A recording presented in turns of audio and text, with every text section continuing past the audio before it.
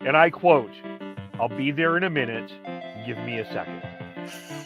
Time is relative, folks. Time is relative. Yes. So, hey, cheers to everybody in the chat. They're a division rival. I don't care how many wins they get. Screw them. That wasn't the take I was expecting to hear. I want to gush over watching live Chris Tanev. I think that we completely underestimate the skill it takes to play defense. One highlight or several highlights does not a Calder trophy make. I'm stepping in here. I'm going to be the crotchety old man here. They need to learn patience. They need to understand the tension, everything, and the drama. How dare! Look at this. How is McDavid not getting a penalty?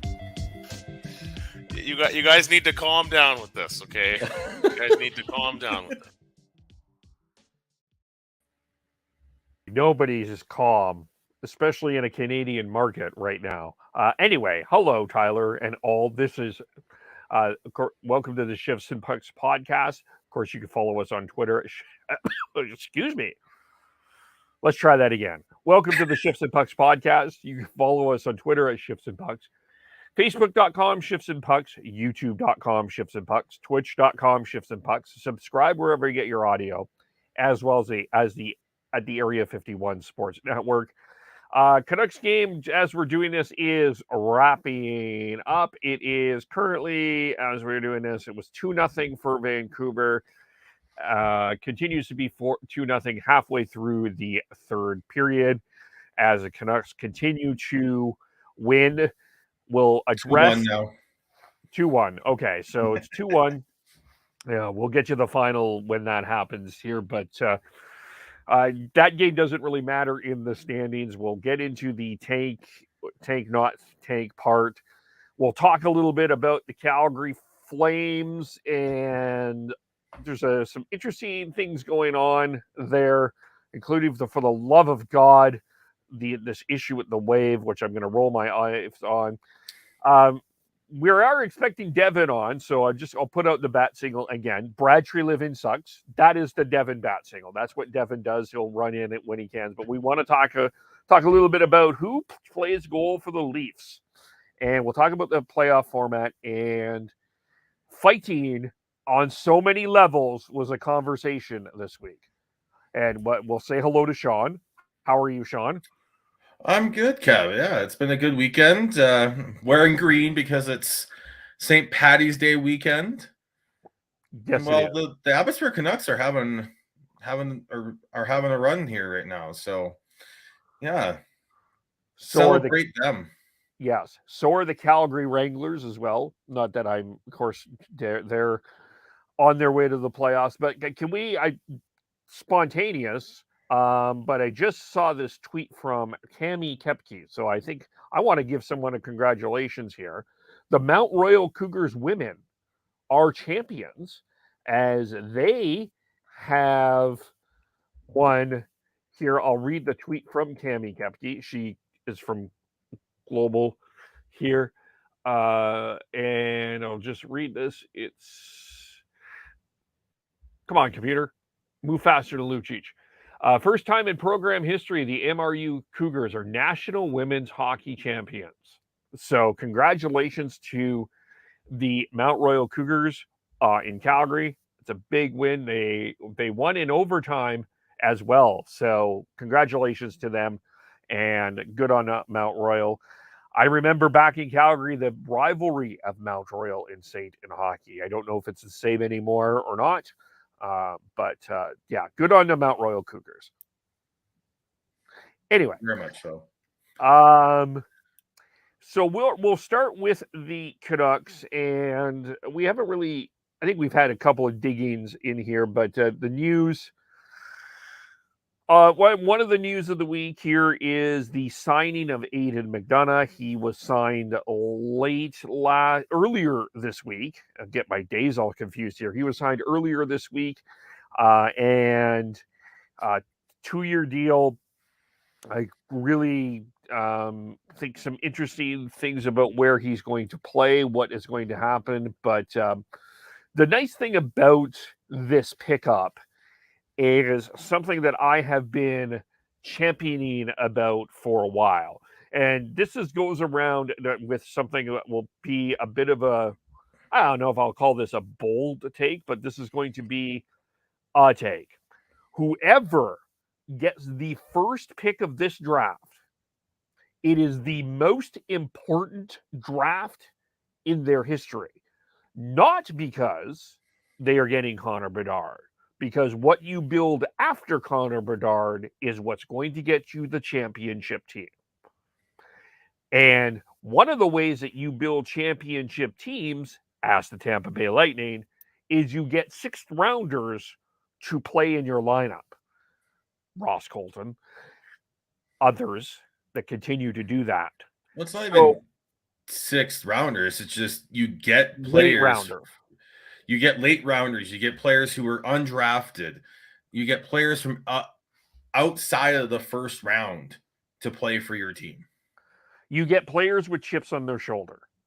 You get players that have a absolute, like, you know what, don't give up attitude. Yeah. And that's what I like about signing Aidan McDonough is this is a guy that, you know, 6th round pick, you know, so not a lot of expectations are going to be on him, but he's found money with, so, you know, is he going to be a superstar with the Canucks? Nobody's projecting that. Is he a regular with the Canucks? No, I don't know, but it's a good sign.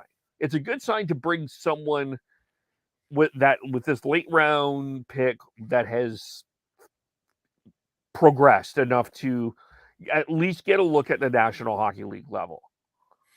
Yeah, ideally, I would have liked to see him, and this is pie in the sky, never gonna happen.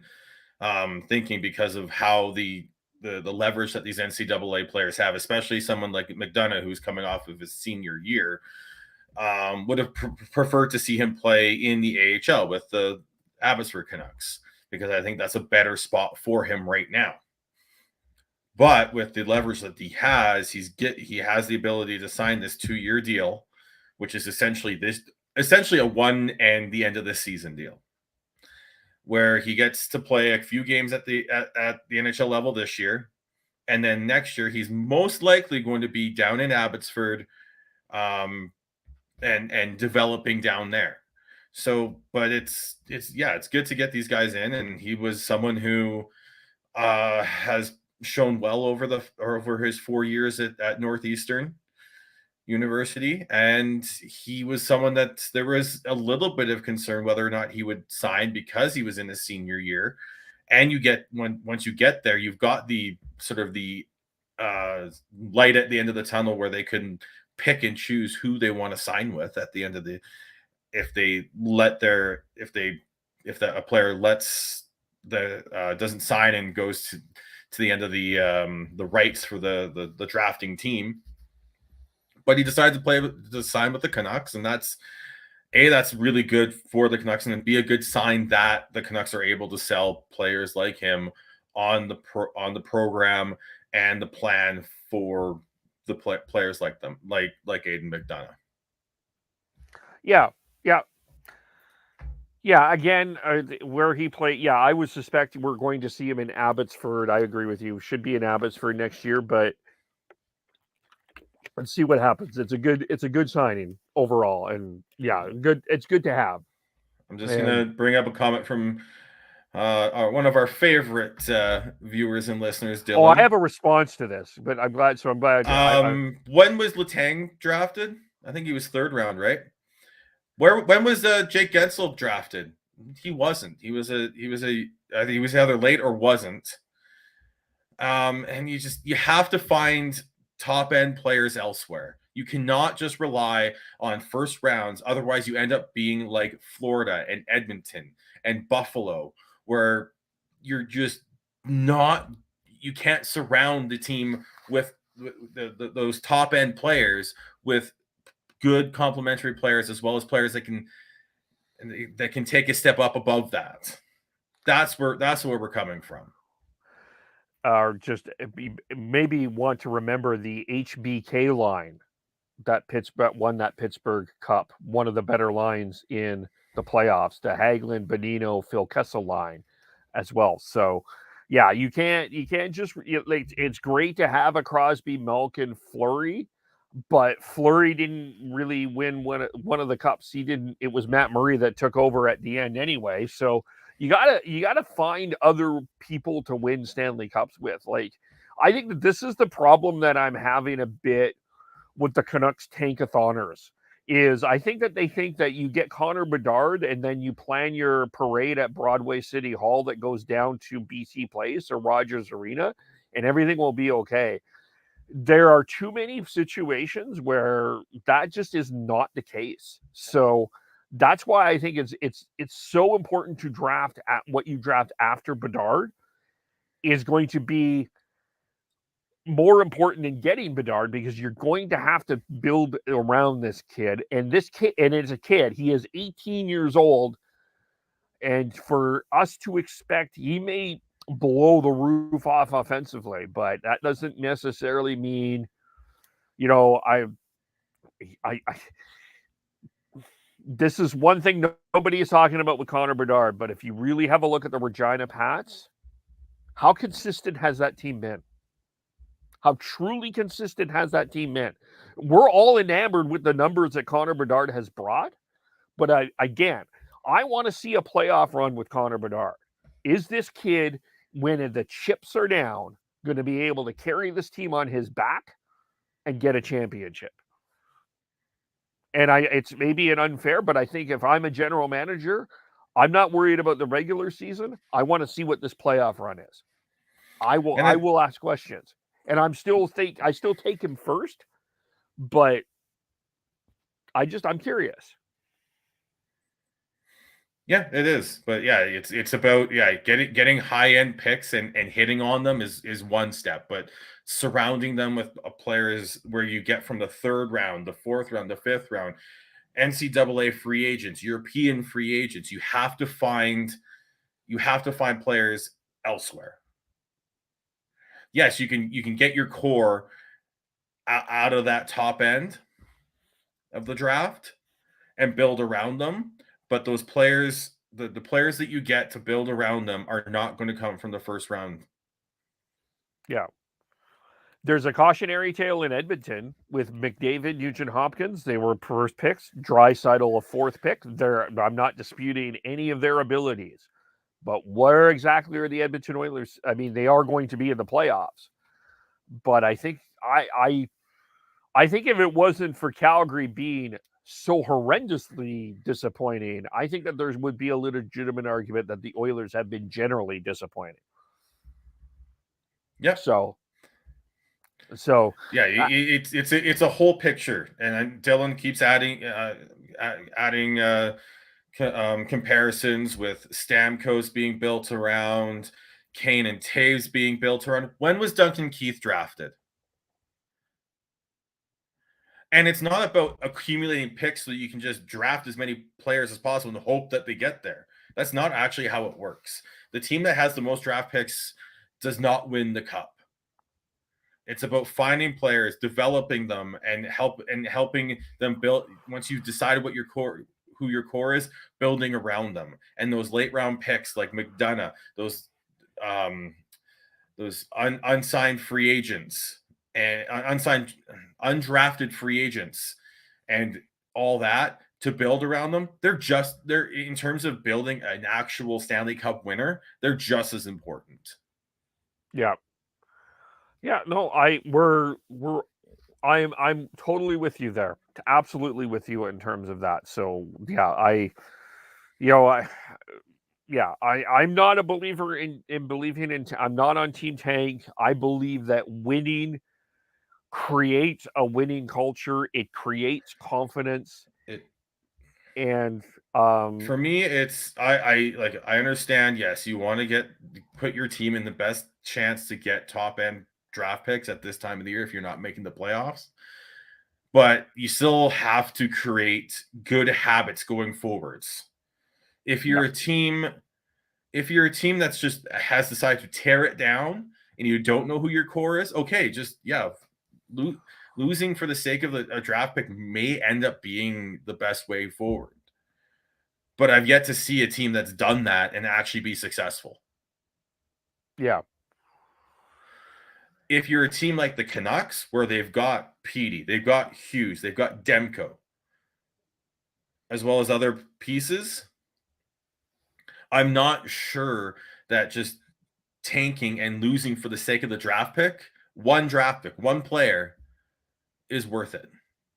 Even if Bedard turns out to be another Crosby, McDavid franchise generational player, because without the likes of Gensel, Letang, Brian Rust, Connor Sherry, players that were unsigned, third round picks and later. Crosby's not a three-time Stanley Cup champion. Yeah. Without players like Duncan Keith and finding like Panarin and Brendan Saad and other players like that, Kane and Taves aren't multiple-time Cup champions. Without players like getting Kucherov he was a late second-round pick, I believe, if not an early third.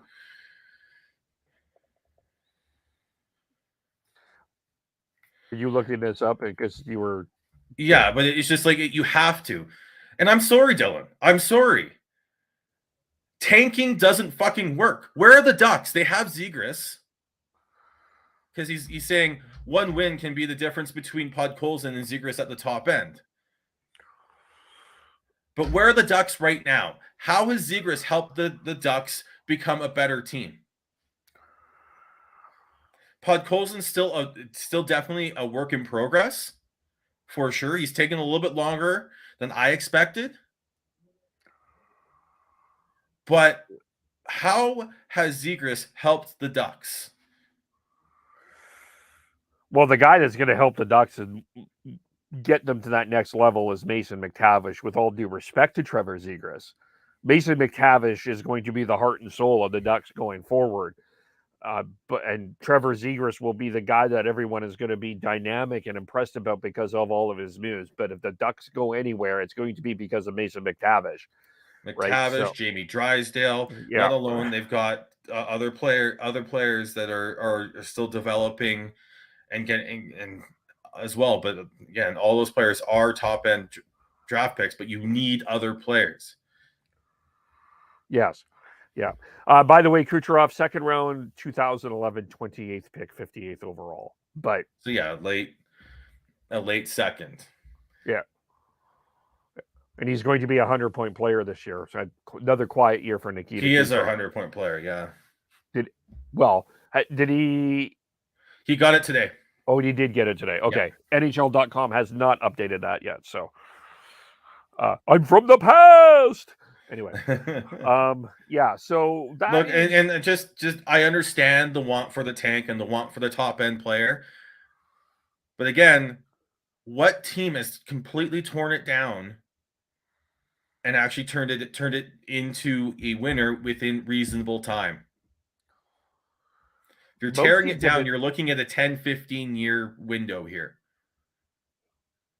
Yeah, and. If Tyler was on here, one of the things that he would bring up, and I think that this is an incredibly valid point, is ownership. And not only in Vancouver, I think that this would be around Canada right now. I don't think there would be very few owners that are willing to go through a true rebuild, because I do not believe that they see it as a financially viable option. Montreal... Montreal's, they're trying to expedite it. Even Donnie and Dolly had Tom Gagliardi on, Dallas Stars owner, and he poo-pooed that as well. He said, "No, I just don't. It doesn't work." And it's so to tear it all the way down and just tank for the sake of tanking.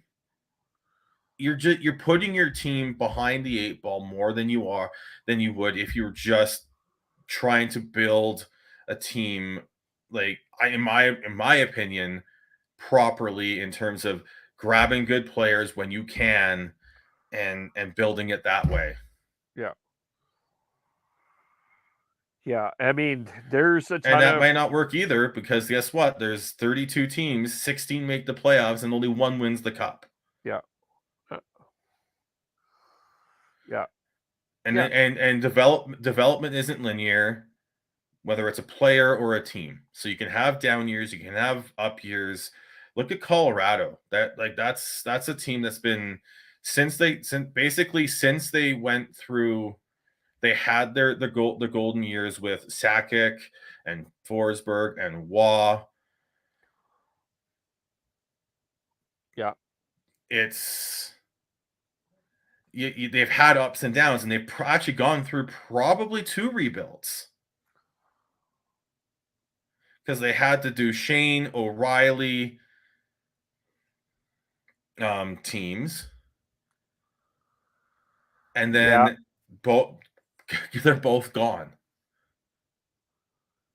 Yeah. And then it's now the McKinnon, Makar, Renton, and Landeskog era.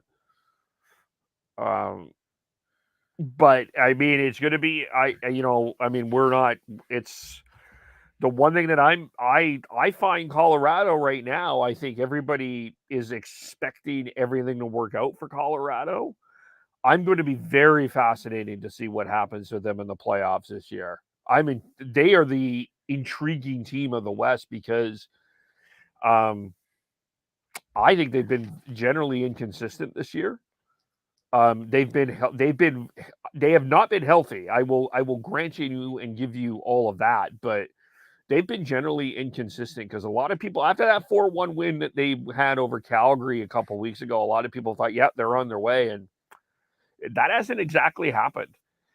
So I'm really intrigued, and I do not think that they match up well with the Minnesota Wild at all.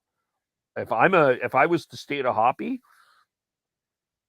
old friends of our podcast, I would be putting a couple of and a better. Might be putting a couple of shekels on the Minnesota Wild over them in that series. Yeah, but they also have arguably we think is one of the arguably the best player in the world, and Cale Makar. You got McKinnon and Ranton when he's on. They just lost Lehkonen, which hurts them. Boom, Byram stepped up. Devon Taves has stepped up. They've got it. So if they can get healthy, watch out. If not, yeah, it's going to be. Yeah, but in terms of the Canucks and going forwards, I tweeted this out last night after the game because I saw tweets from media members and fans just basically being snarky and just defeatist, and it drives me nuts because it's like you just had Demko put on one hell of a show of goaltending. The Canucks found a way to win. I don't know how. But Demko was a big reason. And we're poo-pooing it. We're shitting on it because of this fucking bullshit tank mentality.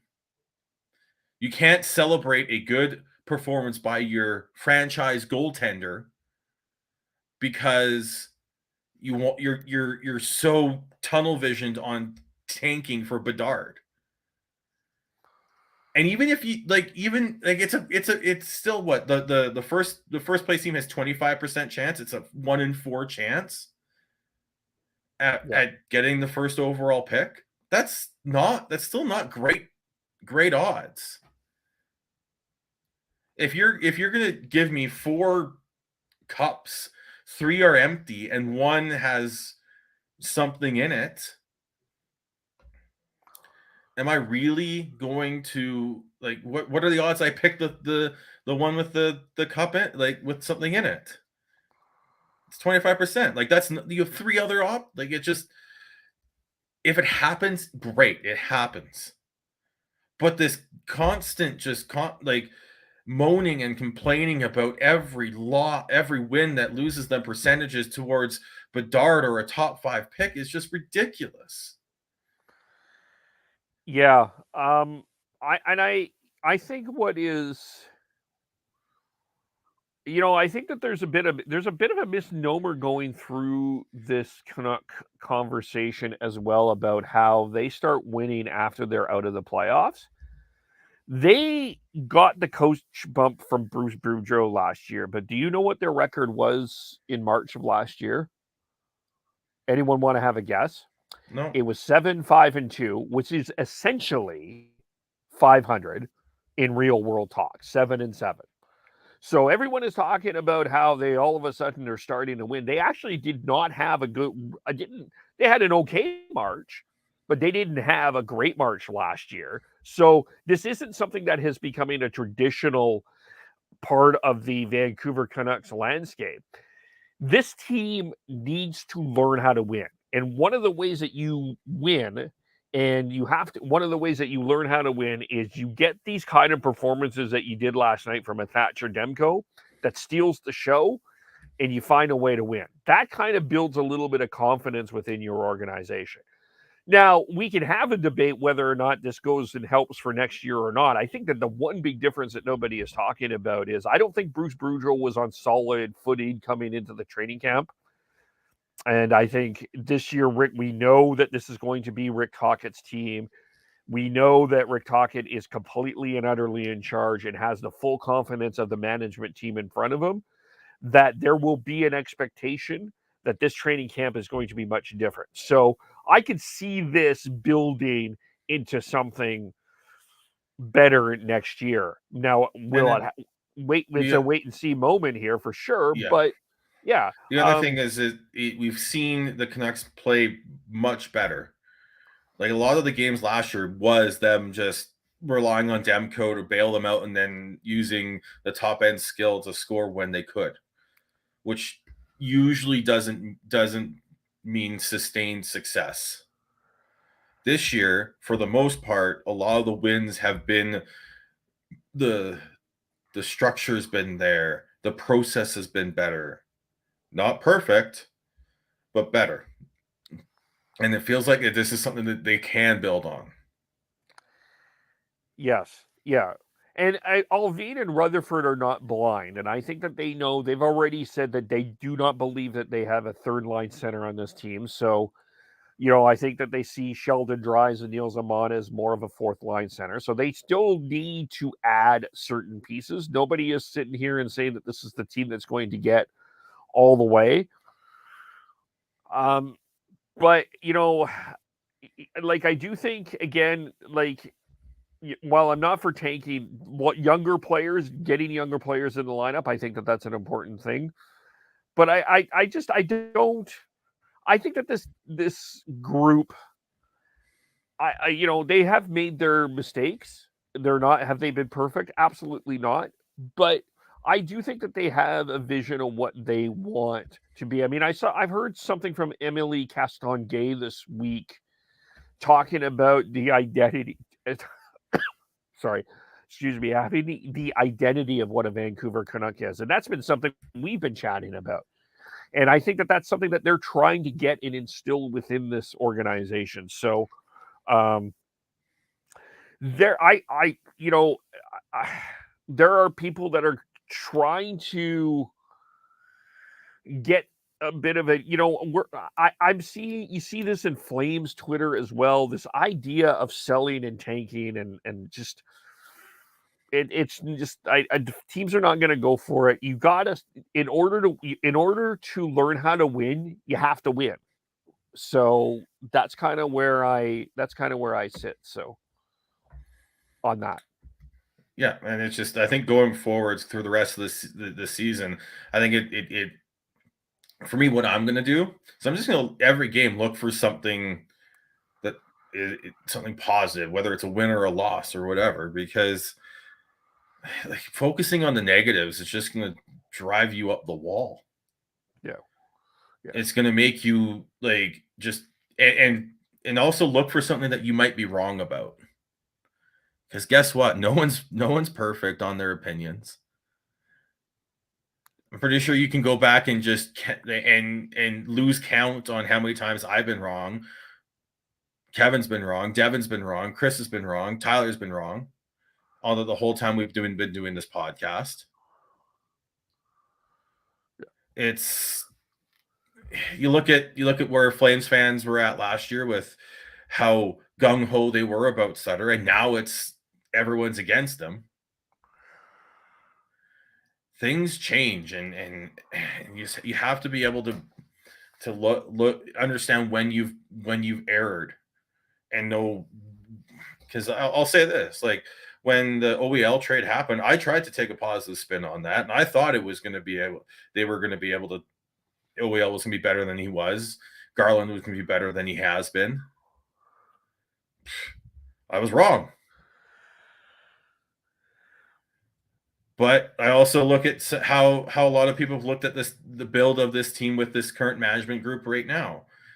All the talk about how they haven't done anything on the blue line, how they improved the blue line in the offseason. But part of that was because they were patient so they could get the trade for Ethan Bear at a cheap rate.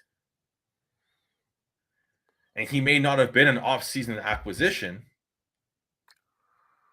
but he's been an acquisition that's going to be with this team going forwards. Yeah. And maybe it wasn't done as fast as maybe the people would have wanted, and ideally I in an ideal situation they would have wanted. But it was they were trying to get get the right price for him, and they got it. Yep. You know, and I know that people kind of, you know, Riley Stillman had a tough time in Vancouver. I think that's, you know, I don't think I'm saying tails out of turn, but they were able to get a prospect for him and Josh Bloom, and it didn't work out. That happens. He's on a better place, hopefully, or he's on Buffalo, and hopefully it works out for him there. Things like that happen. Yeah, I mean, if you're going to look at a positive tonight, and I think this is something to think about going forward, you know, the backup goalie situation across the league, if you can get someone that is cheap and effective, I think that's going to help your salary cap. And Colin Delia has made a case for that. You know, 2-1, allowing one goal. You know, maybe you have a little bit of a competition between Colin Delia and Artur Silas for that backup position. You get somebody in there cheap, might be able to finagle some other salary cap moves elsewhere. That's the place where everybody is going to try to be cheap. It's goaltending. Because I still think we're hockey as a whole are still behind in terms of figuring out what makes goalies tick. And maybe some of it is sort of golf yips thing and confidence, but I also think it's style and system and making sure that your system matches the style of your goalie and all that. So it's just, they could go with Delia, or they could find another cheap veteran backup as well. Yep. They still have, I mean, Spencer Martin is still signed for next year, and he's really struggled this year. Yeah. But he looked really good last year. So maybe keeping, like, they have options, but there's still gonna be options out there for a backup. But the fact that Demko's come back and looked like the Demko that we know. Also, can we just nix the term bubble Demko now, please? Because he's proven that he's more than that, just that. Yeah, no, I've never really called him Bubble Demko. I think he's been. I'm talking just general. Okay, yeah, in general. Yeah, no, he's been good. He's been, you know, Yeah, I don't think there's been much to complain about Thatcher Demko. And I'll say this for those that are believing that you can move on for Thatcher Demko for Tristan Jarry, if you do, that is an error with a capital ER. I would not recommend doing that. No. So, yeah, no, he's been really good. And yeah, he had a really good game yesterday. Look, the Canucks did not play a great game yesterday, except really the last half of the third period, but they found a way to win. And yeah. Mm-hmm. So, I don't know if there's anything else within the Vancouver Canucks we need to have a conversation about. Not without rehashing other things that we've talked about in the Sure. past. And Fair enough. I'll put out that single again. Brad Treliving sucks. Yeah. Haven't heard from Devin yet, but we'll get into the Flames. And good news for Flames fans: the Blues beat the Jets today 3-0. So the Flames remain 4 points behind with a game in hand on the Winnipeg Jets. The Jets are kind of a free falling. They're trying to hang on. But they just, they've been more inconsistent than the Flames for the last little bit here. So I'm really lost again today. Yeah, losing to St. Louis. Got 2 points yesterday against Nashville. Good on them, but something is not cooking in that water properly in Winnipeg for sure. And Connor Hellebuck hasn't been perfectly Connor Hellebuck. So, and Markstrom has been pretty good the last little while. I will be interested to see who plays against LA and Anaheim back to back, how that goes. If that's Markstrom back to back, or if they put in Vladar for one of them, I'll be really intrigued by that. I'd say like you just split it, but it's Daryl. I have no idea what's cooking up in his brain. So I would put I wouldn't be surprised if Vladar plays against LA and Markstrom plays against Anaheim. Yeah, I could see that. It's the way kind of, because you have to get you absolutely have to get 2 points from Anaheim for sure. If you can come away with 3 and 4 out of that in that situation, I think it's not terrible, but you cannot lose to Anaheim. Like, you cannot have another loss to Anaheim. You need to be focused for that. That's got to be your win there. So that's Monday, Tuesday. That's tomorrow and Tuesday, or wherever you're listening. Apparently last night, what cost the Flames against the Dallas Stars was the wave. So the Flames get the 5-4 lead. They come back from down 4-1, and they get the lead. The wave starts. Dallas ties it, and then Dallas wins it with seconds to go in overtime on a Jason Robertson is a world-class player. Just end of that discussion there with that backhand. But yeah, and just a lot of people wanting to ban the wave. I'm one that I gotta say, I don't care if people do the wave in the stands. If you pay money to go to a hockey game, you can do what you want.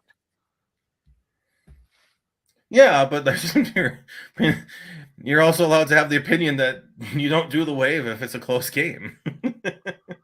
It's bad juju or whatever. I just, you're at the game, dude. Just do what you want. But yeah, there are people who just don't absolutely hate it. So yeah, and some people it's more of a superstition thing, right? Yeah. Did Daryl Sutter say that they lost because of the wave? No, Daryl probably said it was because of someone needing to take a shit.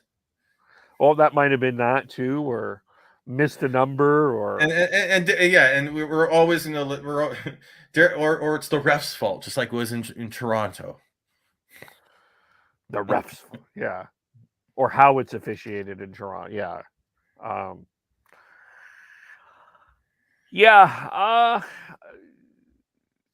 It's been we had a very interesting week in Calgary too, and we had a line jiggle which included the split of Kadri and Huberdeau.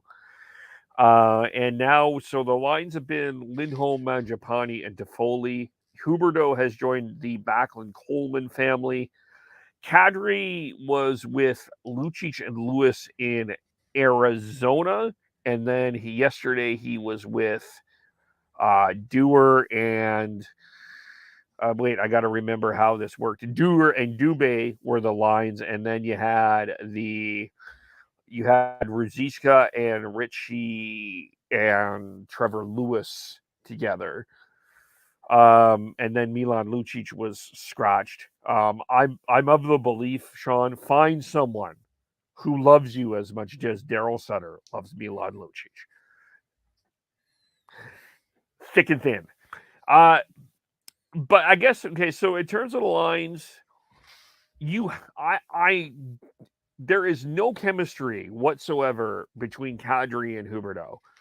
And you could argue, and I'm sure that you could argue that there's no chemistry between Backlund and Huberdeau, and I do think that there's some chemistry between Lindholm and Huberdeau.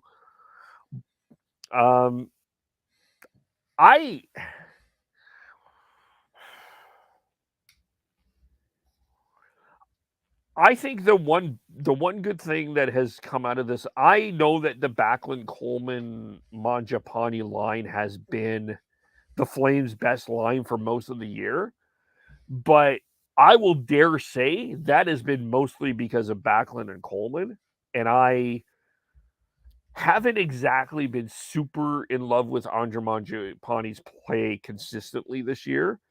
I think he fits well with Coleman, or with Lindholm. And I think obviously you're going to keep Lindholm and Toffoli together, which means you're going to have to put Huberdeau with Backlund if you're not going to split everyone else, unless you put him with Ruzicka, but that doesn't seem to work. So Huberdeau is producing as much as he is with Backlund was with Kadri. I just don't think Daryl's been super fan of Nazem Kadri. I think he's completely flabbergasted by him, to the point that I think he literally, against Arizona, Adam Ruzicka played more than Nazem Kadri by 15 seconds, but still more. Didn't see Kadri in overtime yesterday. We had the conversation about who's been more disappointed. I think Daryl, the one thing that has been the part of the issue here is you just haven't gotten enough from Nazem Kadri I don't know who to play Kadri with.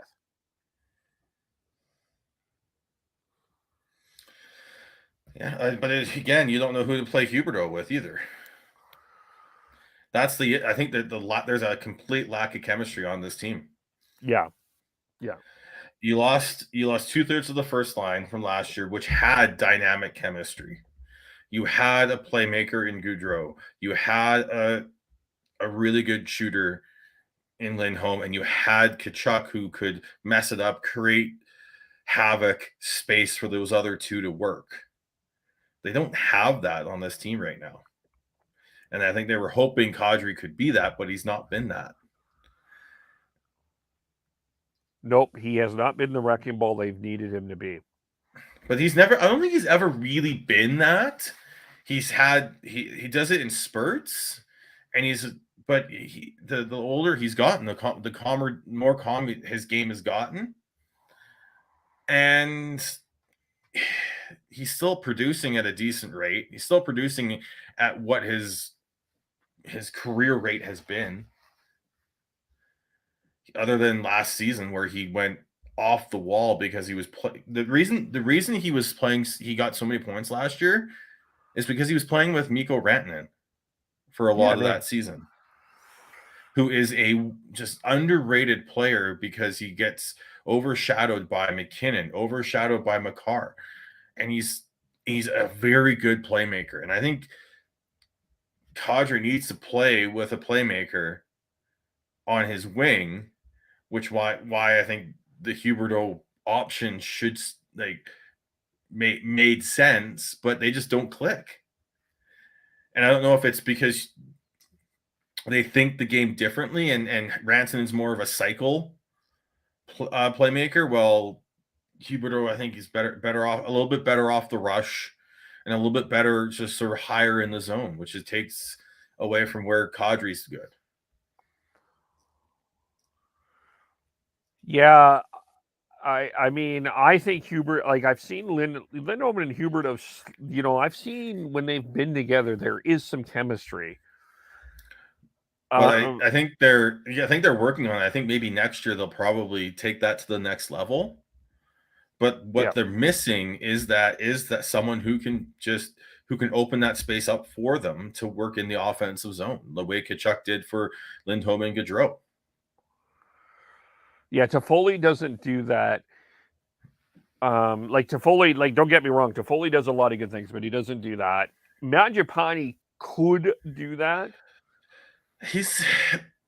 But he doesn't do it, and he doesn't do it well enough to be a top line player with those two. Like I feel like he's better off being on a line with someone else that can do that as well, and then you work that as a cycle. Yeah, isn't necessarily Lindholm and Huberdeau. Yeah, they got to find that other. They got to find that other guy. And Dubé's doesn't quite do it. Pelche maybe, but again, he's a little on the smaller side, so I don't know if he can do it effectively at the NHL level. And that's similar to Mangiapane. And I guess that was the theory with Lucic, is he would try to create space for them, but he just doesn't have the foot speed to create space for people right now, unfortunately. Lucic in his prime could do that role, but not now. Yeah. So yeah, they're missing that in terms of their forward stuff. And defensively, I have really liked what Troy Stecher has brought to the team. I think he's been generally quite solid. And Tanev and Hanifin work together, and Anderson and Uyghur, I think, have worked really well. And this is part of, it's too bad we don't have Devin on, because I would be fascinated to hear his perspective on this. But I saw on Twitter yesterday that some people were clamoring that Rasmus Andersson was a top 15 defenseman in the National Hockey League. And I am not quite there with that. I think he's pushing into the top 20. Yeah, I have him in not quite top 15. Yeah, I would. Okay, so my top 5 is Makar, Hedman, Yossi, McAvoy, Morrissey are my top 5. And then you're missing one there, Kev. And then my bottom would be included Erik Karlsson, Jacob Slavin, Adam Fox, Jacob Trouba. Cale Makar? Did I said Cale Makar? No, you didn't. Didn't? Okay. Cale Makar. Okay, Makar, Hedman, Yossi, McAvoy, and Morrissey would be my top 5. And then you got a Slavin, Karlsson, Adam Fox, Jacob Trouba, Jared Spurgeon is in a top 10 conversation. Happens Lindholm would be in a top 10 conversation. Morgan Riley is around it. Devon Tays is around. Oh, see, this is why I would love to have Devin here, because I don't know if I wouldn't put Quinn Hughes in a top 10. I think he's right on. I think he's right on the edge. I would put Quinn Hughes in a top. I would put Quinn Hughes and Rasmus Andersson in the same family. Oh, God, no. Okay, hold the fucking phone here. Hold the fucking phone. Passion. I love blasphemy, Kevin. I know. I do it. Holy fuck! Like I do it. Holy fuck, dude! Like, come on! Like, no, that is an absolutely brutal take. Brutal. Rasmus Andersson is a very good defenseman. He doesn't do anything exceptionally well, though. I don't agree with you. What does he do exceptionally well? I think he is much improved on his skating. I think his skating has been much better. I think his puck handling. Okay, is he an exceptional skater? Who are we in terms of compared to the Hughes, the Foxes, the McAvoys, the Karlssons, the Letangs? I would say he's now a better. The Heiskanens. Oh yeah, there's another guy that you would put in that family for sure. Heiskanen has to be in that conversation. He's an above average skater, which is really good, but he's not exceptional. He's not exceptional defensively. He's very good, but not exceptional. He's not exceptional offensively as a defenseman or a transitional defenseman. Ooh, I have to disagree with you there. Again, he's very good. I'm not saying he's bad or average. He's very good, but I wouldn't say that he's exceptional at it. Quinn Hughes is better than him at holding the line. Quinn Hughes is one of the better at him than transitioning the puck up the ice, holding the line, creating offense, and I would give we have a guest. We have the guest, folks. We have a run-in. I'm here. Are you here to yell at Kevin like I am? To be honest, I wasn't sure what you guys were talking about before I got in. He says that Rasmus Andersson and Quinn Hughes are on the same tier in terms of defensemen. Hold on.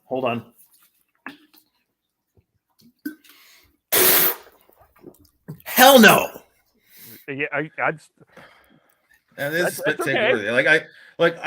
Again, what does he do that is exceptional? What does Rasmus Andersson do that's exceptional? He's able to push the puck up the ice. I think he does do that a lot better. There's a lot of things that Rasmus Andersson does a lot better than you give him credit for. I am no expert on Andersson, to be totally honest with you. I don't really watch much Calgary games or highlights.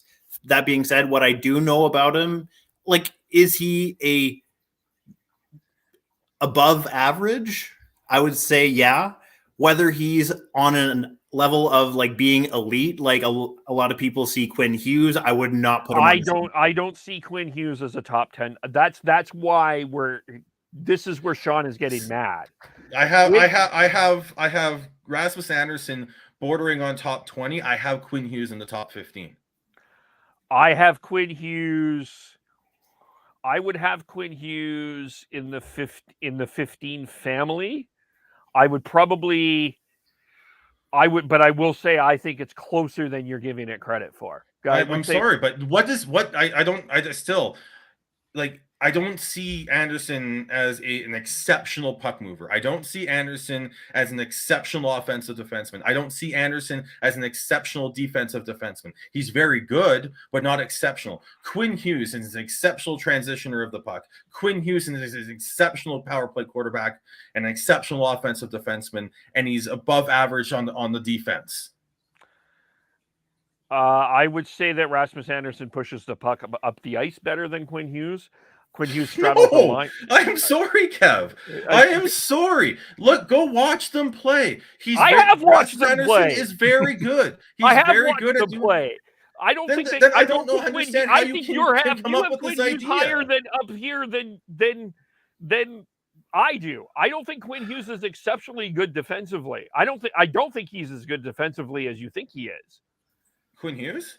Yes, I do not. I would actually say he's above average as a defenseman, as a defensive defenseman. I think he did highlight that that's the weaker part of his game, and that is something that he's not considered at an elite level at, which I would agree with. If you guys are wanting to me essentially break the tie, I'm siding with Sean on this one. I think that Andersson is above average, but I would not put him on par with Quinn. Okay.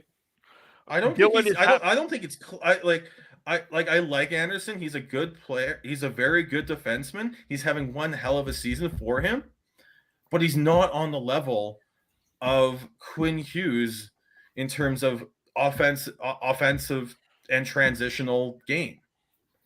I'm sorry, did Rasmus Andersson get to 200 assists for the fastest ever in terms of defenseman? Quinn Hughes, Quinn Hughes was off to an absolute great start, and it's not. I think Rasmus Andersson is just continuously taking his game to another level, and I think his pairing with Mackenzie Weegar right now, I think it's a fantastic pairing in terms of how that's working. I think it's working really well for Mackenzie Weegar. I think we are Tanevolologists on this podcast, but I do think that Mackenzie Weegar actually fits better with Rasmus Andersson than he does with Chris Tanev. I feel like Mackenzie Weegar was often confused with Chris Tanev. I don't know why, but it happens. I feel like he has some sort of chemistry and some sort of passion. And I will say this, Rasmus Andersson is certainly meaner than Quinn Hughes and is certainly more physical. That's not Quinn Hughes' game, though. Yeah, they're not the same player. Not a mean defenseman. Roman Yossi's not a mean defenseman. No, but they have their similarities, but they also have their notable differences. And I don't think Sean and I are disagreeing with you that he's on the rise and that he is a quite damn good defenseman. We're just saying that we don't view him on par, same level. I have Andersson in the Quinn Hughes, Keandre Miller, who's a very underrated defenseman, by the way. Kind of in Mikhail Sergachev, kind of around that type of family. That's sort of where I have him. Not so you would have the likes of like Dahlin and Heiskanen and those guys above Quinn, in your opinion? I would have Heiskanen ahead of Quinn Hughes, yes. Dahlin, I don't know where I would actually put him lower because he hasn't been, I think this has been the first year that we've truly see him taken that step. I'd like to see a little bit more from Dahlin. I'd make that same argument with Rasmus Andersson too. I'd say this is the first year that we've really seen him take the step to be a top pair defenseman in the NHL. Yeah, it's kind of a coming out party. He was borderline. Yeah. He played really well last year. He was borderline pushed when he was playing with Hanifin. And then this year, I think he's taken that step and become a top pair defenseman. But Quinn Hughes has been there this whole time. I think Dahlin's been there the whole time. I think he's very good. I just don't see him as an exceptional in any way. I think I've made this comment. He reminds me of like a hybrid of Bieksa and Hamhuis in the 2010-2011 Canucks era, where he was not necessarily a number one. They weren't necessarily number one defenseman, but they were very, very close and very good. And I think Hamhuis' technical skill mixed with Bieksa's rough and tough sort of style. Yeah. And in that era, I would say Hamhuis was like sort of right where Rasmus Andersson is in terms of not necessarily doesn't quite like say scream number one defenseman on a team, but does everything anyways. Yeah, is a well-rounded, proficient at his position, but is not that like top gold tier, always going to be referenced when you're talking about some of the best like echelon.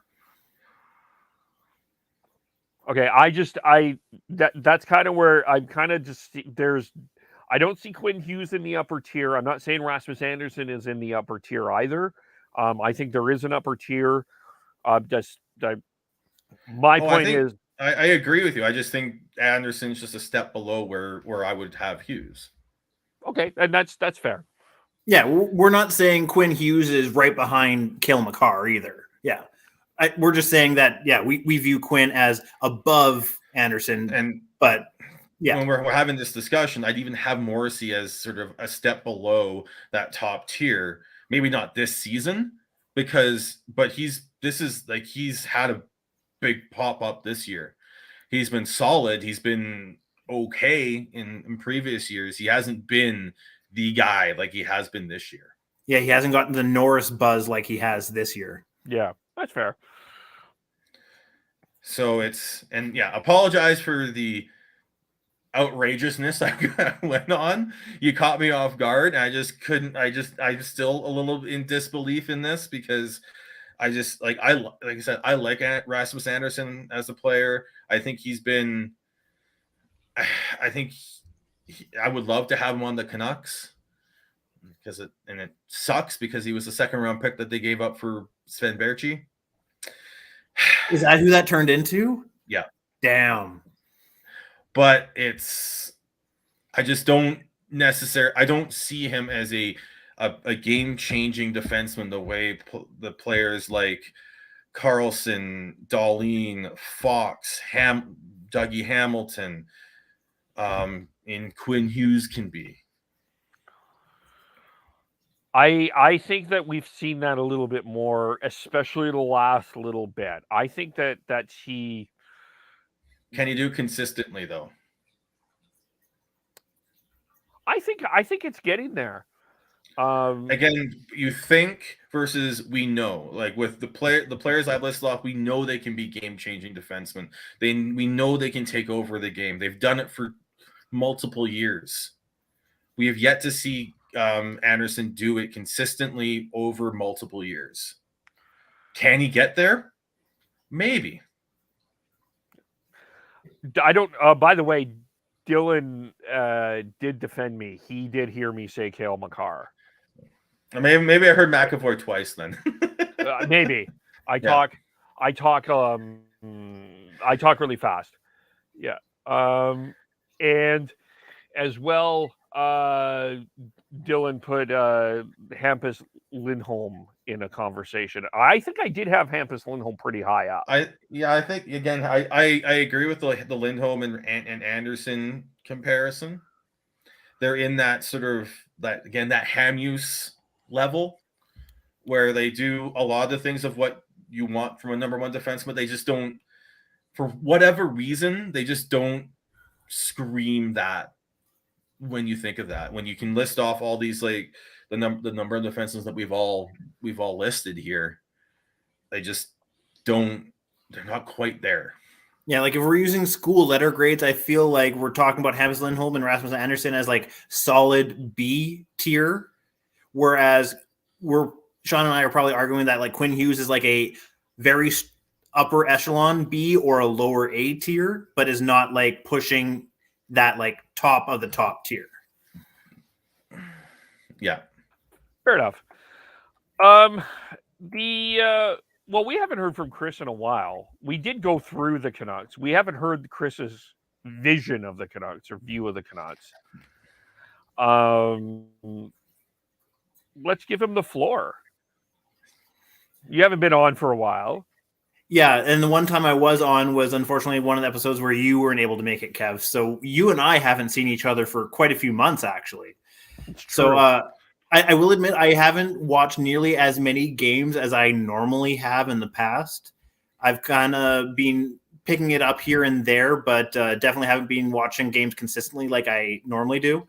That said, I think I'm happy to see that they're playing better under Tocchet and that he's able to kind of bring that more cohesive systems that it appeared that Bruce was. He was a good players coach, but as far as like nailing down systems and what players knew, like where to be every single time like a play happened and whatnot, I feel like that was where Bruce was really loosey-goosey and kind of just let the players do what the players do.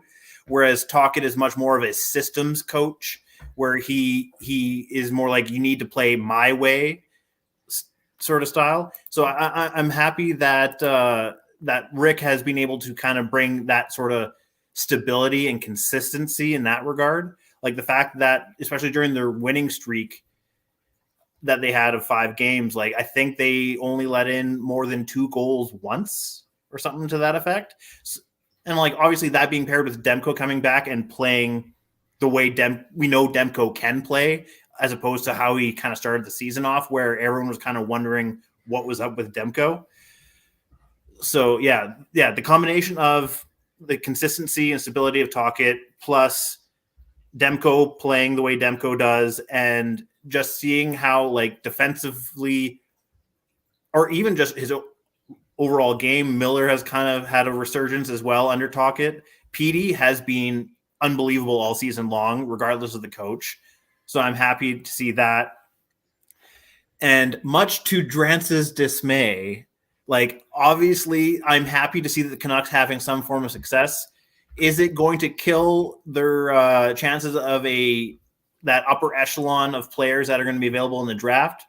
Probably. Were the Canucks likely to bottom out and to get into that window? They always have a knack of winning these late games in the season and kind of giving you that glimmer of hope for next season. It's just something that the Canucks do, even if it infuriates a lot of fans. They don't necessarily like get the glimmer of hope. I don't think is here this year, but I think it's more just they don't just go off and go 2-8 for a long 2-8 in the last 10 over the last little bit. Yeah, like I feel like properly. Yeah, like I feel like there's a sizable chunk of the fan base that just wants them to bottom out just because of the top 15 side of this draft or even top 10. And like that's just something the Canucks historically don't do very well. They tend to do well in meaningless games in late March and April. It's just something they do. I don't really have a way well. I just enough that they can't bottom out. Yeah. I'm not saying like playoff bubble-esque, but enough to kind of make you be like, there actually is hope for next season. Fair. So, yeah, I'm pleasantly surprised, or maybe not surprised, but I'm just pleased to see kind of a improvement as of late, whether that's due to a new coach bump or whether that's just players playing better under a new system. Like whatever it's attributed to, I'm just happy to see that they're playing better. Yeah. Just a couple of we haven't had a chance to talk. I mean, Andrei Kuzmenko has been a light in a very dark, not very dark year, but it's been a tough year. But Andrei Kuzmenko continues to impress. Just so much electricity offensively. And how can you hate that personality? No, you can't. You can't. I don't know. Ask Drance. He doesn't hate Kuzmenko. He doesn't think to be too. I know, Kev. I know. We're just needling Drance because it's fun to needle Drance. Fair. I think I don't know. I work in the same building that Thomas Drance does things sometimes, but I've never really talked to him, so I don't have anything to say. And Sean and I have never met him. We're just talking about the persona that he comes across on Twitter and when he gets intermission spots. Fair. And Canucks Center, obviously. Yeah. But yeah, he's been electric. Anthony Beauvillier, I think, has been doing better than Bo as of late.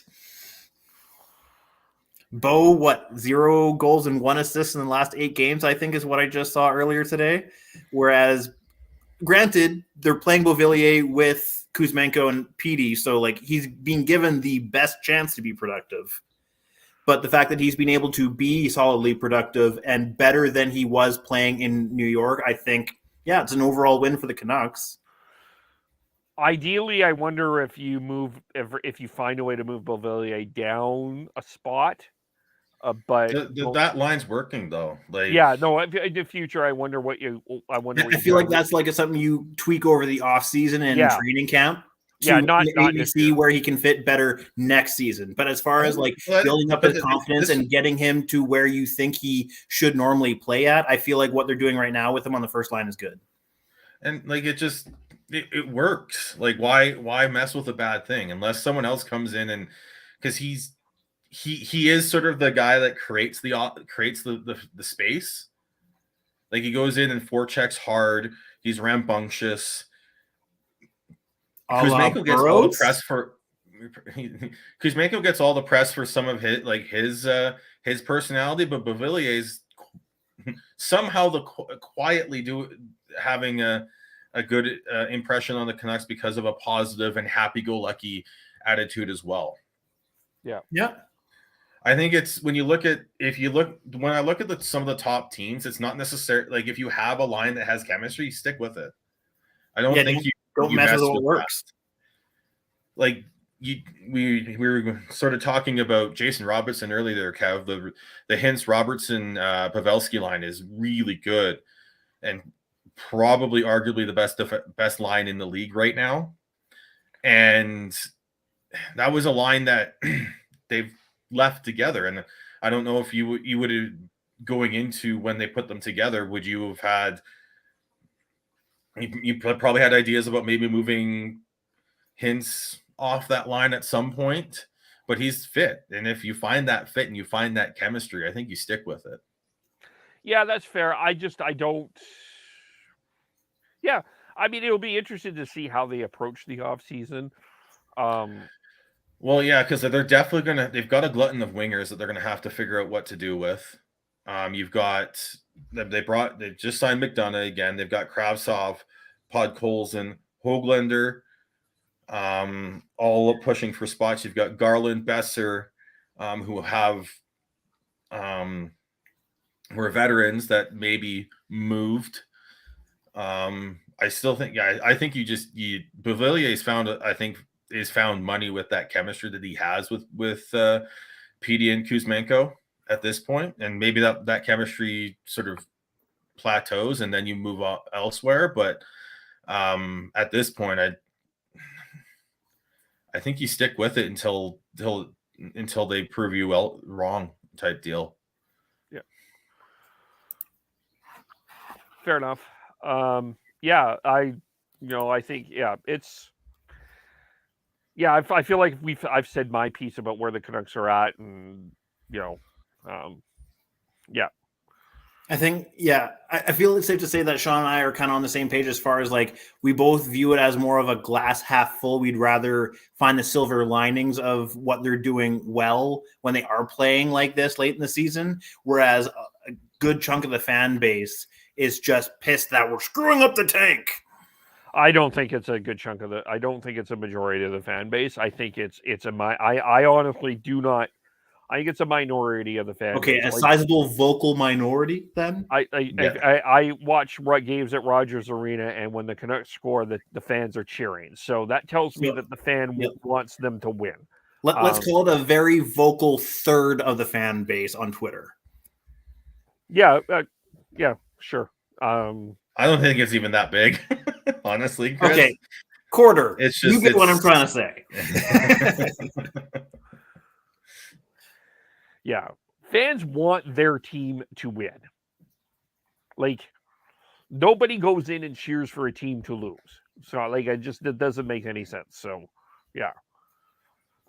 When you're a lifelong diehard like myself, even even if it meant like, unless it was like a guarantee on if you are in the bottom two teams, you are guaranteed to get the generational player, then maybe. But the fact that like we were never in that like total bottomed out picture this entire season, even when we were at our worst, I think the closest we ever got to it was like 28th out of 32. So like the realistic chance of being that team that got Bedard was never really there. So like I will never be the type of person that is like, we need to suck shit just so that way we can get that player. I would much rather watch entertaining, mediocre hockey, because I watch hockey for the entertainment factor. Even like compared to you guys have a more like analytical, like technical breakdown of the game, whereas I kind of watch it more from a surface level view. I enjoy hockey because it's a fantastic sport to watch.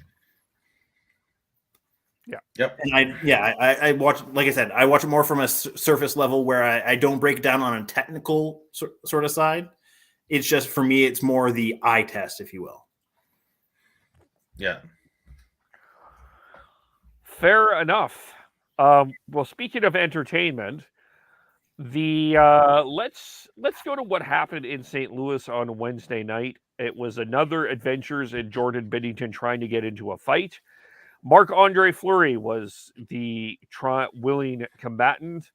Also was mic'd up. What an opportunity that would have been. But the linesman stepped in and did not happen. Tyler pointed out there has not been a goalie fight since Cam Talbot and Mike Smith had that fight a few years ago, after the infamous Matthew Tkachuk, Zach Cassian debacle. I mean, I think that everybody, there's a bunch of fans wanted to see that. At some point, I guess from Jordan, if I'm the Blues, it's going to be really interesting what you end up trying to do with Jordan Binnington, because I can't see this being nothing more than a distraction to this team. I don't think it motivates the team when he does it. I don't think it makes Binnington a better goaltender, and I don't think the team makes better. As a matter of fact, Craig Berube has constantly said how frustrated he has been about it. Yeah, whenever he's been specifically asked about Binnington after nights like that, like he always is. Yeah, he comes across as frustrated and doesn't quite get why he does what he does, but knows that he can't fully throw him under the bus either. Kind of puts him in a tough spot. Yeah. What can they do with him? No one's taking them. He's on a long-term contract at $6 million. And I was going to ask you that. I was going to be like, Sean, you're kind of our cap-friendly expert. How many years is the buyout? So yeah, sorry. How many years left? He has 4 years left after this season with $6 million, $6 million cap hit. That might be a Cal Peterson territory if he's not able to basically make his play worthy of keeping him in. Well, he hasn't been horrible, but he hasn't been good either. Not even great. He hasn't been good. And yeah, where the Blues are kind of trending right now, it's going to be interesting to see how they decide to kind of restructure their team moving forward. The Blues are a team to watch this offseason because of all that. Whether they're going to be aggressive to try and get back in the picture again and be good again, or if it's going to be more of because they've got so many long-term deals. And that could be dangerous because they could go into San Jose territory. Or Philly before they finally threw in the towel. Well, even Philly, I know Briere talked about rebuild and all that, but I don't see them being a true long-term rebuild. They're not even set up for that. And that's the same thing with the Blues with the amount of long-term contracts that they have. They've got Braden Shen signed for another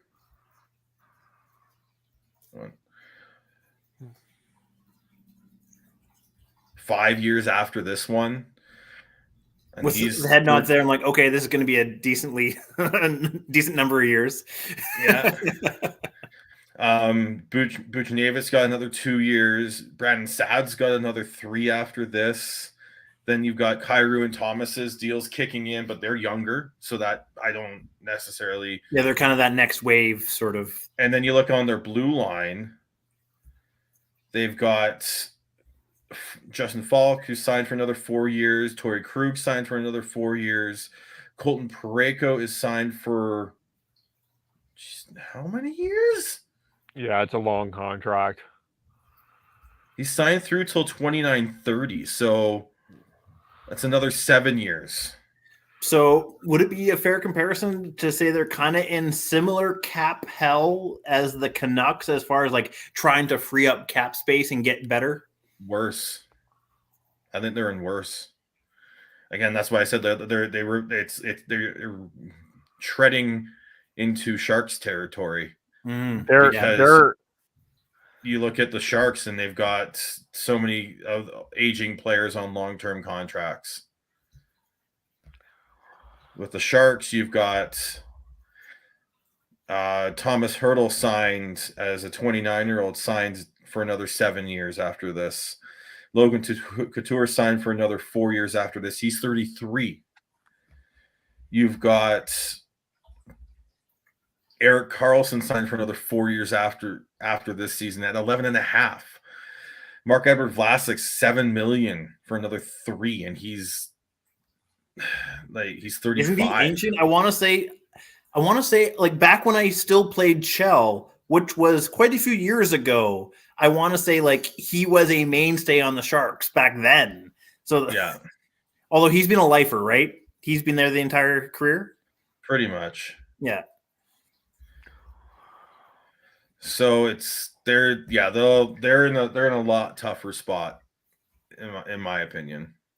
Yeah, their average top 5 is over 30. So it's going to be they're elderly. Anyway, to get back to the entertainment part, not that I disagree with you about the Blues, but to get back to the fighting as entertainment part. You're right, yes. Yeah, I mean, I guess I think everyone wanted to see it. I think, Media and fans are clamoring for that next goalie fight. And especially with how Binnington acts. Like everyone knows Binnington is going to be in it. It's just who is his dance partner. Yeah. Yeah.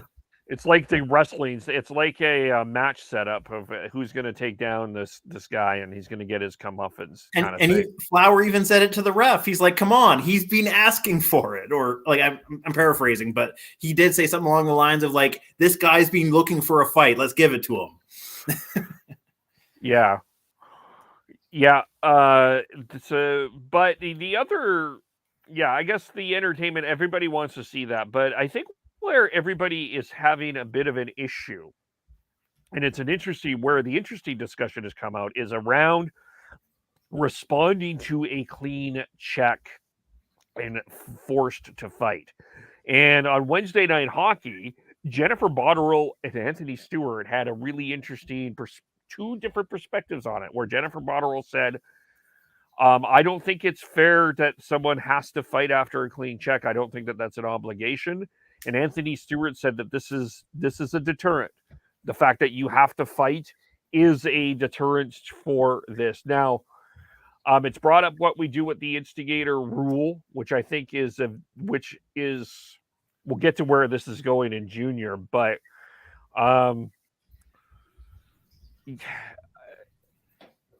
did you guys see what Craig Button said about it? Because I thought he actually had a really strong point. What did he say? I'm struggling to remember the specifics of what he said, but basically it was if you already have the instigator rule and you're going to cause a fight after a clean hit, that basically if you're the one instigating the fight, basically give that guy the 10-minute misconduct. Oh, I remember this. He said what he wanted to see is that it's the self-defense rule is what he wanted to call it. Because if you end up having to fight because of a clean hit, and a player approaches you and the refs deem it as an instigator, then the instigating player gets 5 minutes for fighting, 2 for instigating, and a 10-minute misconduct. The other player gets nothing. Which obviously is a little bit more of the dramatic take, but I like that general style of thinking. But how do we have a clean hit though? Like that's the problem. That's the big problem there. If it was not, because there's so many times where we've seen a clean hit, a hit not be called, even though upon replay, it's borderline. And was a clean hit regular season versus playoffs as well. Yeah, I think I think what the NHL needs to do is just come up with like a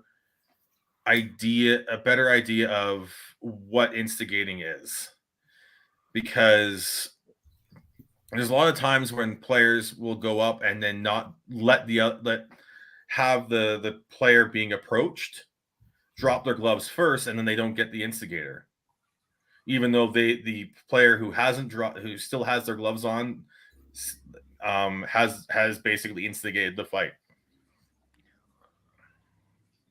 Yeah, it kind of makes it murky as far as like how do you enforce it properly.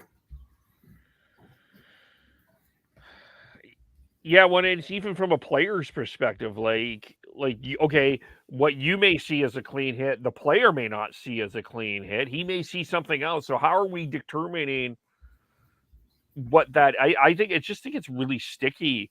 Yeah, it's murky in general because like even if it's like because I feel like generally speaking, a lot of the times when there's the biggest reaction regarding this, it's when it's a relatively not big name player hits a big name player. And then there's this massive response because how dare you do that sort of thing. So yeah, as far as like how do you go about enforcing it and to do that consistently and fairly, it's hard to actually nail down. Yeah, and I just I don't feel like I think it's just too when we get to what a clean hit is. I just feel that this gets too subjective to, and I understand what we need, what people are trying to do with the instigator rule. I don't know where I'm with Sean. I don't know how you can. It's not the way to enforce it, but I don't always feel that it's necessary that someone has to fight either. Like, I think that there's an expectation of that there should be a fight, and I think that there's kind of been this code, but the unwritten code that is different to every person. Right. The subjective code, not the objective code.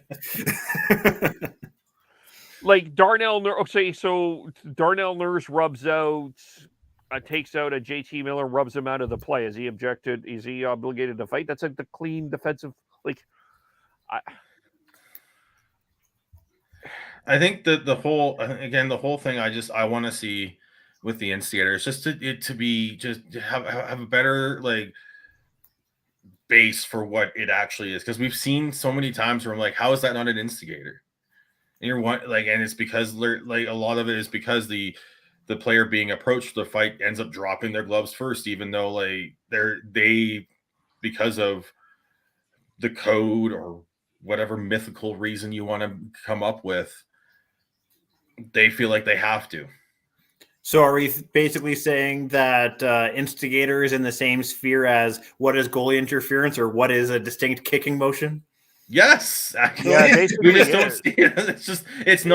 It doesn't result in goals, so we don't talk about it as much. But and then also it like, so if I mean, I guess if we have an instant fight after a clean check, I think maybe there's we can have a conversation around that after a check. But I don't know. I think technically, if you want to stop fighting, if you want to get it out of the game, and I know that's a controversial opinion, I think you're gonna have to put an instigator in on every single fight. You have to determine who the instigator of the fight is. So whoever instigates the fight, it's not 5-5. Someone gets 2 extra minutes. That might be the one way. If you're going to deter it, if you want to bring in the instigator, that's the way to deter it. I mean, it's not a perfect, or I would say even ideal way, but realistically, with the rules that they have, I kind of agree with Kev that that's probably the best yet imperfect solution. And I think if that does happen, we're talking years down the road.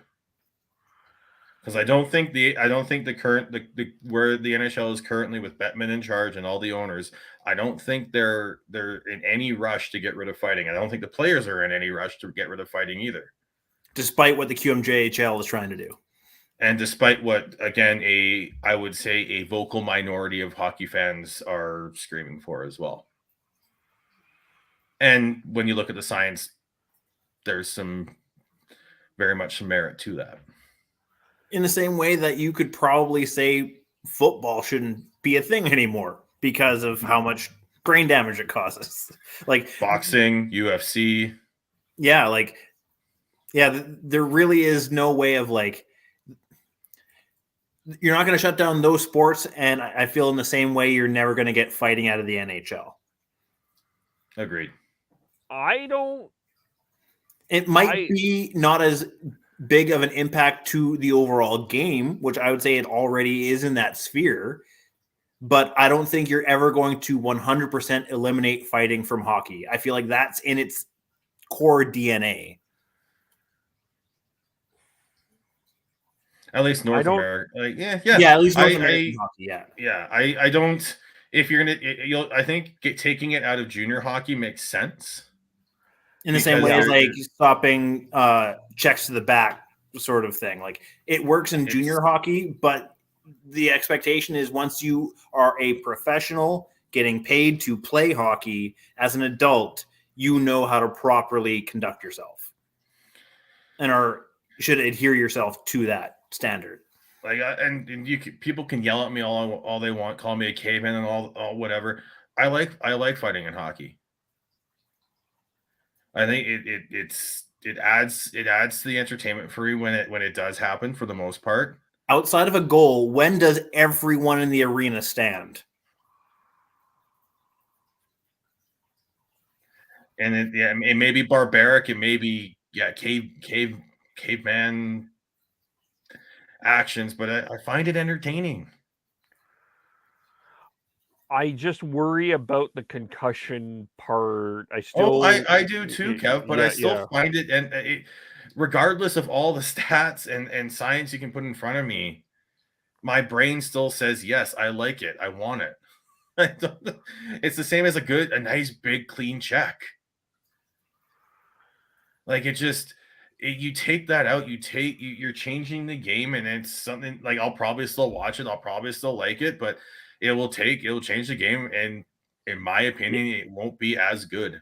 Yeah, you need the physical aspect in the game. And imagine marketing the NFL as tag football. It just doesn't work. I think that one thing that I am concerned about with junior, like I know that there's no fighting in college hockey, and I know that there's no fighting in Europe, but my concern with taking it out of junior hockey, in terms of like, one of the weaknesses I think I've seen from Quebec junior hockey players in general is they don't seem to respond as well to the physical aspect of the game that I see from a WHL player or an OHL player. And I'm using some generalization in that context, right?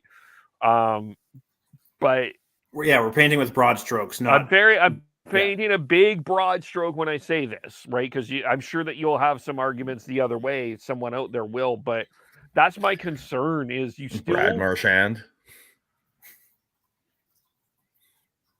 Okay, but is he technically a physical player, or is he just a jackass?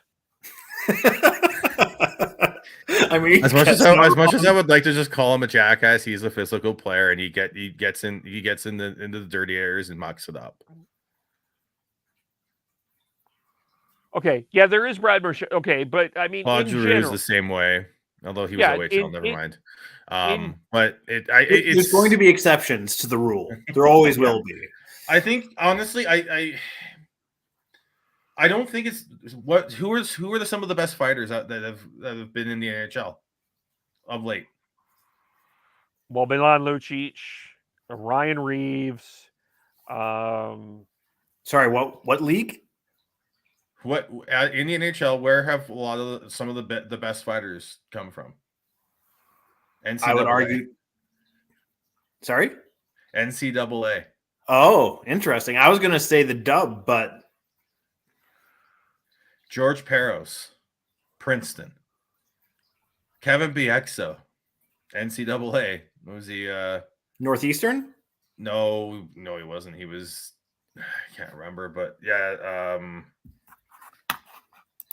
Bowling Green, I think, is where he went. Ooh, that sounds about right. Yeah. Yes, he did go to Bowling Green. Yeah. Yeah.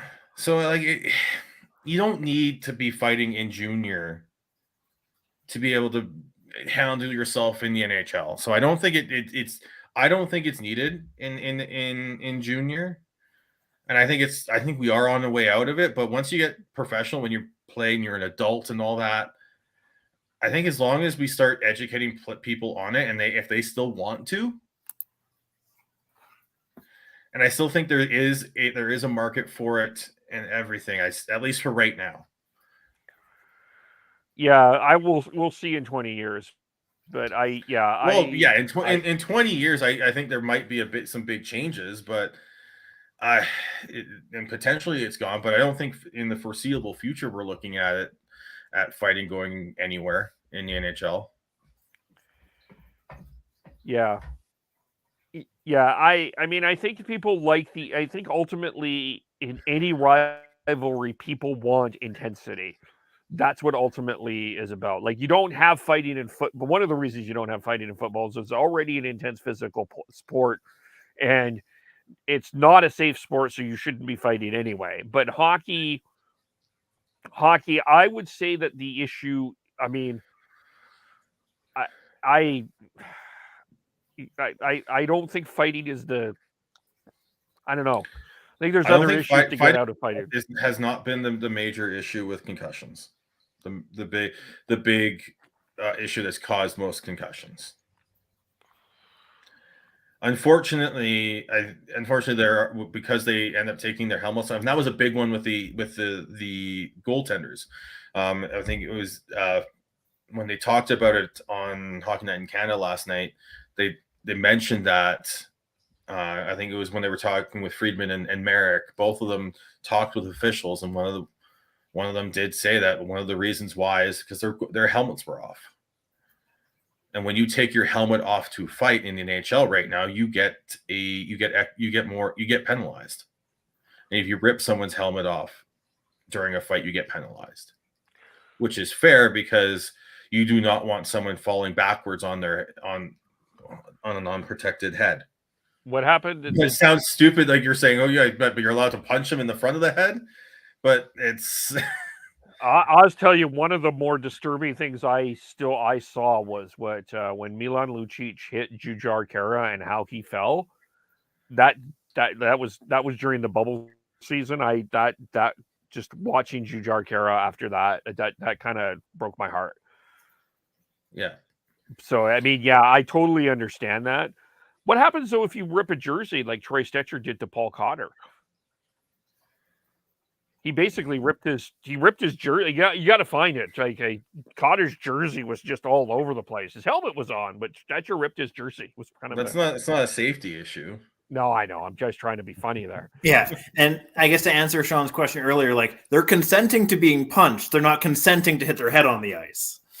I feel like, I mean, maybe I have to do some more digging into this, but I feel like the fighters are trying to be a bit more safer about fighting, if that makes any sense, right? Like they're not as reasonable control as they can allow. Yeah.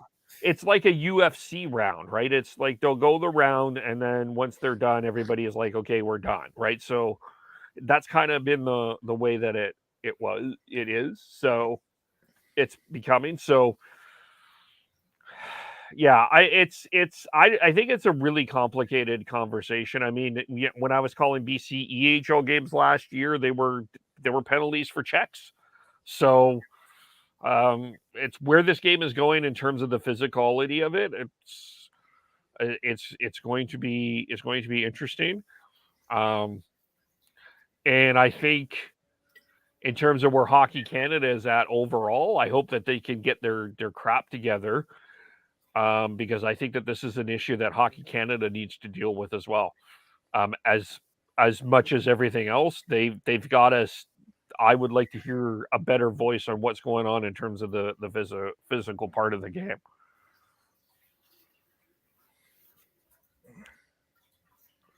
Anyway, I'll just say if we get to a point where hockey's non-contact, for me it'll be a sad day. I don't think we'll ever. Well, I hope we never get to that because you will need to have contact. I neither hope nor believe it'll get to that point. Yeah. But let me rephrase this because I realize that hockey is such a broad term. NHL hockey, and professional men's hockey, because right now with women's hockey, it's still a great game and I still actually enjoy watching it. It's just I enjoy the physicality of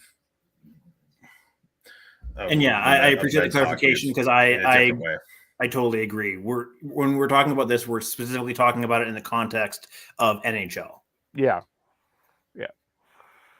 Yeah, for sure. Is there anything else we want to talk about before we sign off? Is there anything wrong with the playoff format right now? I mean, Sean and I had a back and forth probably about a month ago where I was kind of at the time pissed off or frustrated at the sense that it felt like all these elite teams were getting stuck against each other in the first round, which I feel kind of weakens the depth of the playoffs. That being said, Sean had good counterpoints to kind of prove that as far as how it plays out, 1 versus 8 versus with the current system is not different enough that it's going to alter kind of how that plays out. I guess my just general frustration is I want to see multiple elite teams make it deep into the playoffs, as opposed to a sizable majority of, or at least a good chunk of them being eliminated first round. That being said, the first round this year is going to be excellent, especially in the East. Well, that's the thing, is the East is so strong this year in terms of teams. You're looking at teams with elite and contender labels on it. Yeah, like whether it's Rangers versus Devils, it feels like, and every year there's something. Doesn't matter what format you have, there's going to be something that doesn't quite work. I think the biggest contention right now is the fact that, I guess, in the center of the hockey universe, Toronto's been basically locked in to face Tampa for the better part of this season, and I think that's been a big part of the narrative that's been told. And of course, you've got, and then you throw in the fact that Gary, I'm never wrong, Bettman, comes out and just in his smarmy way says nothing's wrong. But nothing is wrong. Like, I actually don't think that I think this playoff format has brought some of the more compelling matchups in recent history. The Battle of Alberta. Like, that was must-see viewing for everybody. Everybody wanted to see the Battle of Alberta. You got that because of this format. You could have had it before but in other ways, but it would have been very rare. You've got the Battle of the Hudson with the Rangers and the Devils. Tampa Bay and Toronto, that is going to be must-watch TV, because you're either A, a Leafs fan, or B, you're simply not, and you're going to be cheering for Tampa Bay. Is anyone, I'm going to just throw it in here because I think this is going to happen. Matthew Tkachuk versus Brad Marchand is not essential viewing? Are you kidding me? That's going to be insane. And then you've got in the West, Edmonton, you've got Connor McDavid again versus LA. And then in the next round, if the Kings get by and Vegas gets by, you've got Jonathan Quick against his old team. If Calgary, you got Seattle, that's going to, that'll be compelling. It might be a Seattle-Vegas first-round playoff. You might have an expansion playoff there. Colorado, Minnesota, that's going to be fascinating. I think there's a lot. I think there's a lot to watch here that I just think is really fascinating. And even if it's, even if it's Pittsburgh, Boston, is anyone not going to be thinking that Sidney Crosby could pull off a miracle here? Never discount the Penguins when Sid and Gino are on that team. I just think it's just too. I don't know. It's just too. I think it works. I think it totally works. I mean, we were all hoping that we would see a Calgary Edmonton playoff round 2, and the chances are very slim that that's going to happen. But I think it's I actually do think this works. And that's kind of why I worded my answer the way I did. Was at one point I was kind of waffling on it, but Sean gave me enough good counterpoints that I kind of saw that, it really doesn't make a huge difference of the way it used to be versus the way it is now as far as how it actually plays out. Yeah. It's compelling. This round, the way it is now, it's compelling television, and it is going to make the NHL money. So, and and again, it's to build divisional rivalries so that even during the season, you're going to have games that are a little more heated than they would normally be. You're going to have LA versus potentially have LA versus Edmonton in the first round, a rematch of last year when LA took Edmonton to the brink. You've got another rematch of last year in Tampa and Toronto, and that again must watch. That's gonna be good theater, good entertainment. If you get the Battle of the Hudson, that's gonna be fantastic too. Because Yeah, clearly great. the Rangers are all in, and then with how good the Devils have been this season, yeah, absolutely. Right now, like if it was the one through 8, it would be Toronto Rangers, which would also be really good. But I still would much rather watch Toronto Tampa. and then if Toronto gets past Tampa, then you've got Toronto, and Boston gets by whoever they're Potentially, facing. yeah. Yeah, the cruel irony that how good Toronto is as a team, their road to a cup final is just fucking brutal. Well, but that's the whole point, is it creates that divisional just heat and animosity, and that, like we talked about earlier in the fighting discussion, how that we want that. That's what takes a game from a B grade to an A grade sometimes. Like it's just you need that emotional, that raw vitriol between teams sometimes to just take it to the next level. Yeah. And we talk about this from experience with the Canucks and their battles with Chicago. And it wasn't divisional, but It's just that that happened because they animosity that happened to heats up. play 3 years in a row. Yeah. In the playoffs, and in a 1 through 8 system, you have less odds of that happening. Yeah, I would agree that as far as like what Toronto Tampa has potentially become, it very much feels like that second going into third year in a row of Vancouver versus Chicago, where you know that it's either going to be this massive catharsis for the Leafs and their fans, or it's going to be like this sky is falling, like break up the team level dismay if it doesn't go. The best part is that even if they get past Tampa, and if Boston's sitting there waiting, yes, we did. Oh. Whereas in comparison, if we're making the comparison back to Vancouver, like Nashville seems like a cakewalk in comparison to what Toronto's going to have to deal with Boston. And in the 1 through 8 system, yeah, say Toronto gets by. I mean, if the only way if they would need New Jersey and Carolina to win their series to face Boston. If either of those get upset and New Jersey's facing Tampa, and that's a tough one, then you're not facing Boston in the next round. Yeah. Like I think it just I like it to create. I think the issue is not necessarily the playoff format; it's the fact that the season's too damn long. They will never take games off the schedule. But you look at the theater and how must watch NFL football is on Sundays. If you could find a way to replicate that, and Saturdays is a little bit like that in Canada, but it's still not that. Like if you could realistically, logistically make hockey like a Monday, Wednesday, Saturday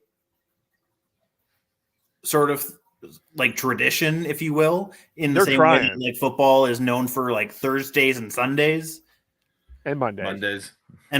But yeah, you get the point though. Like but even then, it was like that consistent. Then that's kind of where you kind of get that sort of parallel.